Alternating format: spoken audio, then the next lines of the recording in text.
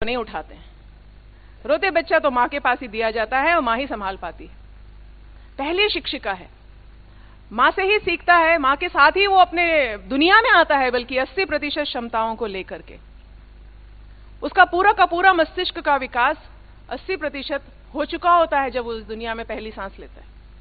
तो अभी हम सब आदिवासी भाई बहनों की एकता के लिए, शक्ति के लिए, शांति के लिए, समृद्धि के लिए मैं विनती करती हूं और आशा करती हूं आप सभी सक्रिय बनेंगे, कर्मशील बनेंगे और अपने अपने क्षेत्र में कुछ स्वामी जी का नाम लेकर के जाएंगे और कुछ काम करके दिखाएंगे।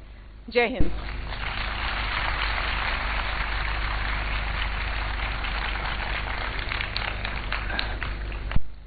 श्रोव फाउंडेशन ट्रस्ट जो पिछले 30 सालों से आदिवासी क्षेत्र में कार्य कर रही है, इसका कार्य देखते हुए हमको गवर्नमेंट ऑफ गुजरात ने निमंत्रण दिया कि अभी आप वोकेशनल ट्रेनिंग में भी, स्किल डेवलपमेंट में भी आइए। और ये न्योता एक्सेप्ट करते हुए हमने श्रोव फाउंडेशन ट्रस्ट ने एक वोकेशनल ट्रेनिंग सेंटर यहाँ बड़ौदा में स्थापित किया है, जो छोटाउदेपुर और बड़ौदा जिला के आदिवासी युवक जो हैं, बहनें और भाइयों, इनको डिफरेंट अलग अलग टेक्निकल ट्रेनिंग देते हैं और उनको अपने पांव पे खड़ा होने का एक अवसर देते हैं। केवल अवसर ही नहीं, लेकिन हम ड्यूटी बाउंड हैं कि इनको ट्रेनिंग देने के बाद किसी एम्प्लॉयमेंट में या किसी कंपनी में उनको नौकरी भी दिलाते हैं। ये हमारी एक ड्यूटी है। आज हम केवल 8 कोर्सेज चला रहे हैं बड़ौदा और छोटाउदेपुर में, जिसमें एट ए टाइम एक समय पर करीब 200 से 250 बहनों और भाइयों शिक्षा ले रही हैं। केवल गत 43 वर्षों से मुझे ग्रामीण क्षेत्रों में सेवारत रहने का सौभाग्य प्राप्त हुआ है, जिसमें लगभग 36 वर्ष आदिवासी ग्रामवासियों की सेवा करने का अवसर मिला, भगवान श्री रामकृष्ण, मां शारदा देवी और स्वामी जी की कृपा से। बंगाल, तत्कालीन अविभाजित बिहार और अब झारखंड, आंध्र प्रदेश, अरुणाचल प्रदेश, इन सब क्षेत्रों में आदिवासी और ग्रामीण क्षेत्रों में अनुभव मेरे लिए मधुर वृंदावन के समान, तपोभूमि हिमालय के समान पावन और सुखमय रहे हैं। लखानी साहब जो है हमारा रामकृष्ण मिशन के साथ जुड़े हुए हैं। अभी जो कुछ दिन पहले जो गुजरात फ्लड रिलीफ है, पूरा रिलीफ का काम श्रोव फाउंडेशन ने किया है और उनको मैं हार्दिक अभिनंदन देता हूं। स्वामी शशांकानंद जी महाराज, जिन्होंने रामकृष्ण मिशन आश्रम मोराबादी का सेक्रेटरी है रांची का, उनको भी मैं धन्यवाद दे रहा हूं। तो आध्यात्मिक क्रांति जरूर होती है, लेकिन उसके साथ साथ उसके पीछे पीछे हम देखेंगे बुद्ध के बाद भी हो या फिर श्री रामकृष्ण विवेकानंद के अवतरण के बाद भी हो, तो ये कला और संगीत के क्षेत्र में, कला संगीत भी एक कला ही है। आर्ट एक वास्ट सब्जेक्ट है, बहुत बड़ा विषय है। उसमें नृत्य कला, फिर साहित्य, ये सब चीज आती है, संगीत भी आता है। तो उसमें भी एक पुनर्जागरण होता है। आध्यात्मिक जागरण तो होता ही है, साथ साथ आप देखेंगे भगवान बुद्ध के बाद काफी प्रगति हुई। स्थापत्य कला हो या कोई भी अलग प्रकार की कला हो, संगीत हो, उसमें एक रेवोल्यूशन आया। रोम में भी आप देखेंगे जब क्रिश्चियन इन्फ्लुएंस बढ़ने लगा, तो जो प्रिमिटिव रोमन जो संस्कृति थी, उसमें ग्रीक जो संस्कृति का साथ एक समन्वय हुआ था, उसमें आप देखेंगे काफी प्रगति हुई। और उस क्षेत्र में वेस्टर्न क्लासिकल म्यूजिक, भगवान जीसू को, जीसस क्राइस्ट को केंद्र में रख के सभी कलाओं में एक प्रगति हुई। तो श्री रामकृष्ण के आगमन से स्वामी जी का मानना था कि सभ्यता या सिविलाइजेशन, उसमें नॉलेज का बहुत महत्व है। नॉलेज माने हम भौतिक ज्ञान की बात कर रहे हैं, आध्यात्मिक ज्ञान तो एक अति उच्च अवस्था है, लेकिन भौतिक ज्ञान से उन्होंने कहा सभ्यता बनती नहीं। उसका प्रमाण हमको मिला, काफी उदाहरण दिए गए कि शहर के लोग क्यों स्पिरिचुअली सेंसिटिव नहीं हैं, क्योंकि उनके जो नॉलेज का विकास जिस पे जोर दिया गया है, पूज्य शशांकानंद जी महाराज ने कहा मैकॉले के आने के बाद मस्तिष्क के विकास के ऊपर इतना जोर दिया गया कि कहीं हमारी जो संवेदना है, हमारा जो इमोशनल डेवलपमेंट है, जिससे ये आर्ट और कला को प्रोत्साहन मिलता है, दैट वी हैव निग्लेक्टेड। तो स्वामी जी ने कहा कि जब हृदय की वाणी शब्दों द्वारा प्रकट होती है तो हमको कविता मिलती है, जब कलर के द्वारा, रंग के द्वारा प्रकट होती है तो अच्छे अच्छे पेंटिंग, स्थापत्य वगैरह मिलते हैं फॉर्म्स के द्वारा, अथवा साउंड के द्वारा जब वो प्रकट होती है, भावना, हृदय की भावना, तो म्यूजिक जो जिसको हम क्लासिकल म्यूजिक कहते हैं, तो उसके बारे में स्वामी जी के विचार अगर हम संक्षेप में जानना चाहेंगे तो हम देख सकते हैं। स्वामी जी, मैं खाली कल्चर के ऊपर ही कुछ अपने मेरे विचार यहाँ आपके सामने रखूंगा। ये जो भारतीय संस्कृति बोलते हैं, हम भारतीय कल्चर बोलते हैं, और अभी स्वामी जी ने कहा है कि हमारी भारतीय संस्कृति आध्यात्मिक संस्कृति है और इस संस्कृति का हमें रक्षण करना है। इसका अर्थ ऐसा नहीं कि हमें कुछ पाश्चात्य देशों से नहीं लेना, वो भी हमें लेना है और हमारी संस्कृति भी हमें बचा के रखना है। एक छोटा सा उदाहरण आपको देता हूं। कोई जो हमारे सामने जो क्रेन आप देख रहे हैं कैसा घूम रहा है, तो ये हम ये देखते हैं कि वो कैसे हम लोगों को यहाँ पे जो कार्यक्रम हो रहा है सब दिखा रहे हैं। इसकी भी आवश्यकता है, इसको बगुला कहते हैं। वो क्या करता है, नदी के किनारे बैठकर मछली पकड़ता है। तो बगुलों के भी हमें लेना है और हंस को भी लेना है। जो हंस हमारे भारतीय संस्कृति में है, उसके सामने अगर दूध और पानी रख दिया तो उसमें से वो दूध ही लेता है, पानी को छोड़ देता है। उसी तरह हमें पाश्चात्य संस्कृति से जो भी अच्छा है वो लेना है और हमारी संस्कृति भी हमें पकड़ के रखना है। गंगा के किनारे रात काटने के लिए ठहरे और संध्या के बाद रात का जैसा प्रवेश हुआ। स्वामी जी कहते हैं, अखंडानंद से कहते हैं, अरे गंजेश, अखंडानंद जी का नाम था गंगाधर, स्वामी जी उन्हें गंजेश करके पुकारते थे। कहते हैं, अरे गंजेश देख सुन, गंगा जो है ना केदार राग में बह रही। जहां अखंडानंद जी ने सुना और स्वामी जी ने केदार राग गा करके कहा, देख इसी राग में गंगा बह रही कि नहीं। अखंडानंद जी कहते मुझे बिल्कुल लगा जैसे गंगा जो है केदार राग में बह रही है। और कुछ घंटों के बाद कहते अरे गंजे सुन, ये गंगा जो है गौरी राग में बह रही है। और फिर गा करके गौरी राग गा करके सुनाया। अखंडानंद जी को बिल्कुल लगा कि जैसे सचमुच गंगा जो है गौरी राग में बह रही। स्वामी जी, अब मैंने सुना है आपकी यहाँ माताएं जो हैं अपने बच्चे को मगर के मुख में डाल देती, क्या बात सही है? स्वामी जी का, पर मैं तो तुम्हारे सामने खड़ा हूं। अगर मेरी मां ने मगर के मुंह में डाला होता तो मैं तुम्हारे सामने कहां रहता? मैं तो तुम्हारे सामने खड़ा हूं।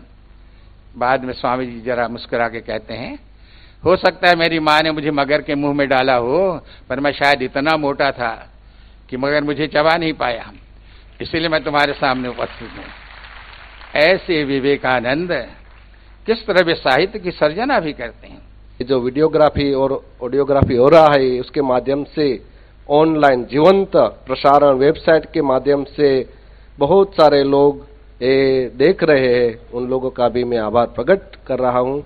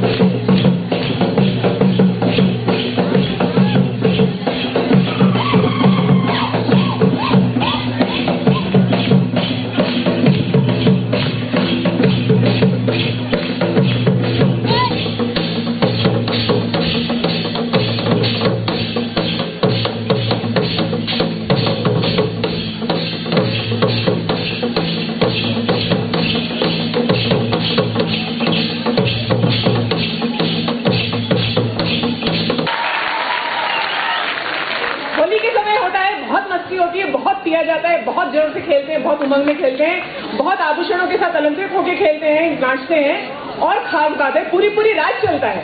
ढोल અને ડબ્બો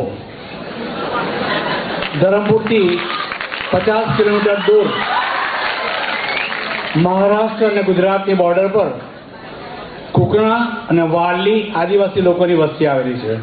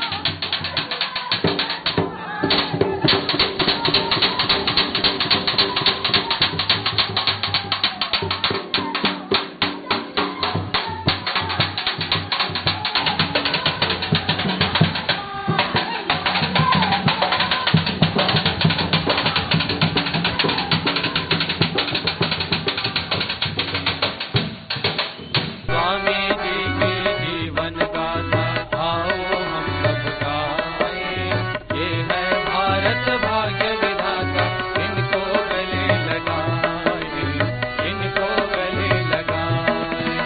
भटके पथ पर हम सबको जो राह बताने वाले, भटके पथ पर हम सबको जो राह बताने वाले, ये मानव के मानवता को त्याग उठाने वाले, त्याग उठाने वाले।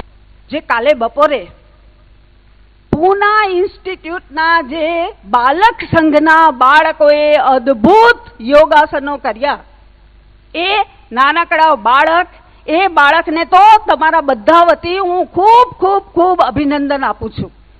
અને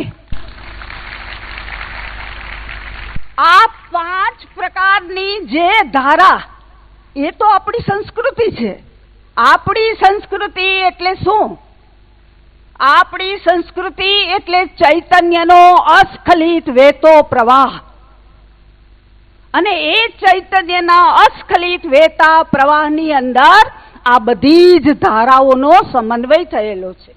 सिर्फ एक बाह्याचार के तौर पर परंपराएं रह जाती हैं।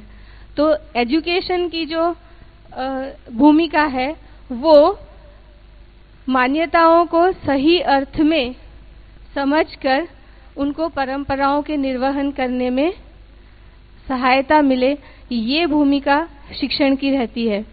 और मैंने जहाँ तक समझा है, मुझे ऐसा लगता है कि एक ही शब्द जिनकी 150वीं शताब्दी मनाने के लिए हम आज यहाँ पर इतना अच्छा कार्यक्रम कर रहे हैं,